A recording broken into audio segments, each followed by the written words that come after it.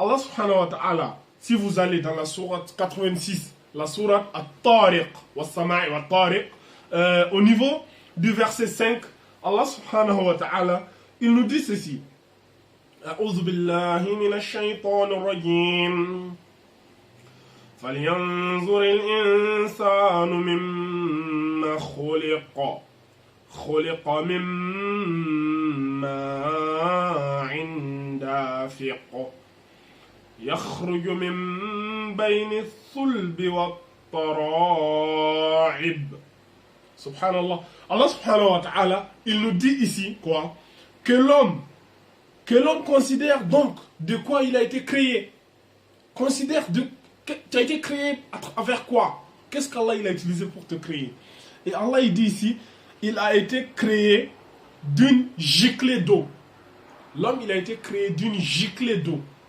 De quelle giclée d'eau Allah il nous parle ici? Allah il nous parle ici des spermatozoïdes. Allah il dit, sortis d'entre les lombes et les côtes. Allah il nous dit ici que les spermatozoïdes quittent les lombes et les côtes. Subhanallah. C'est assez étonnant. Au 7e siècle, que le Coran nous parle de cela. Au 7e siècle, le Coran nous dit que les spermatozoïdes quittent les lombes et les côtes. Pourtant, pendant des siècles, les scientifiques pensaient que les spermatozoïdes viennent au niveau des testicules, tu vois. Et le miracle ici, c'est quoi? La science vient des siècles plus tard confirmer ce que le Coran nous dit. Subhanallah. Écoutez ici les propos du docteur Ali Al-Bar dans son livre intitulé Khalaq al-Insana Bayan al-Tib wal-Qur'an, à propos de la confirmation de la science au sujet de cette vérité rapportée dans le Coran. Subhanallah.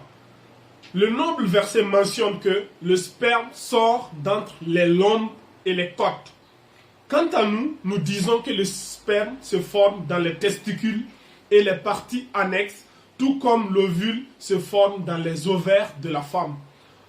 Comment donc la vérité scientifique correspond-elle à la vérité coranique? Alors, les testicules et les ovaires se forment dans la crête génitale entre les lombes et les côtes. Je répète, les testicules et les ovaires se forment dans la crête génitale entre les lombes et les côtes. Les lombes désignent la colonne vertébrale. Les testicules et les ovaires se forment exactement à cet endroit, c'est-à-dire entre les lombes et les côtes. Ensuite, les testicules descendent progressivement jusqu'au scrotum à l'extérieur du corps à la fin du 7e mois de grossesse. Subhanallah, ça c'est déjà la formation de l'être humain dans le ventre de ta mère. Tu vois, les testicules se forment là-bas et ils descendent progressivement jusqu'au 7e mois de la grossesse.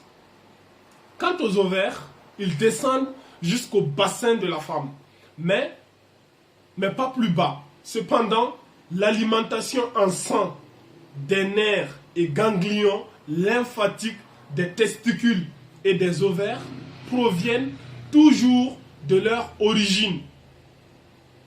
L'alimentation en sang provient toujours de là-bas, des lombes et des côtes là. C'est là-bas que la source, ça quitte là-bas pour venir, tu vois. C'est-à-dire entre les lombes et les côtes. L'alimentation en sang des testicules et tout, ça quitte là-bas. Donc si il n'y avait pas ce trajet-là, il n'y aurait jamais eu de spermatozoïdes. Et s'il n'y a pas de spermatozoïdes, il n'y aurait plus de vie sur Terre. Subhanallah. Allez encore plus loin. Les artères des testicules et des ovaires sont donc alimentées par l'aorte abdominale qui se trouve entre les lombes et les côtes, tout comme les veines testiculaires qui se jettent dans la même zone. La veine gauche se jette dans la veine rénale gauche, alors que la veine testiculaire droite se jette dans la veine cave inférieure. Il en va de même pour les veines des ovaires et ces artères qui se jettent dans la même zone, c'est-à-dire entre les lombes et les côtes. Il en est également de même des nerfs qui alimentent les testicules et les ovaires, qui proviennent du groupe de nerfs présents sous l'estomac, entre les lombes et les côtes. Subhanallah. Et aussi des vaisseaux lymphatiques qui se jettent dans la même zone, c'est-à-dire entre les lombes et les côtes. Existe-t-il encore, après tout cela, un doute sur le fait que l'alimentation des testicules et des ovaires en sang et en nerfs proviennent d'entre les lombes et les côtes? Y a-t-il un doute? Est-ce qu'il y a un doute? Les nerfs là, qui relient les testicules, les ovaires là, qui apportent toute la nourriture, machin, les vitamines pour qu'il y ait la production de toutes ces histoires là, ça quitte là-bas les lombes et les côtes. C'est là-bas l'unité centrale de distribution. Tout vient là-bas. Si là-bas ça se ferme, c'est fini. Il n'y a plus rien.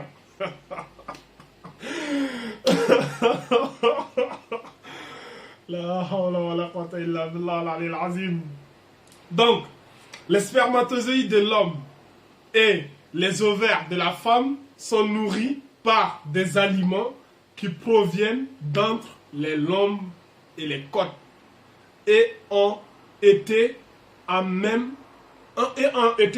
formés dans cette zone. Eux-mêmes, ils ont été formés dans cette zone. Tu vois, les testicules et les ovaires ont été formés entre les lombes et les côtes. Et toute l'alimentation, et ils sont descendus après, mais toute la nourriture, ça quitte là-bas pour venir. Tu vois, c'est agile. Et subhanallah, ce noble verset est donc un miracle parfait, étant donné qu'il stipule qu'il provient d'entre les lombes et les côtes, et non des lombes et des côtes.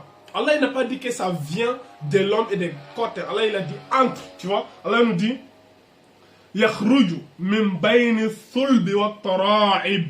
Allah il dit sorti d'entre les lombes et les côtes.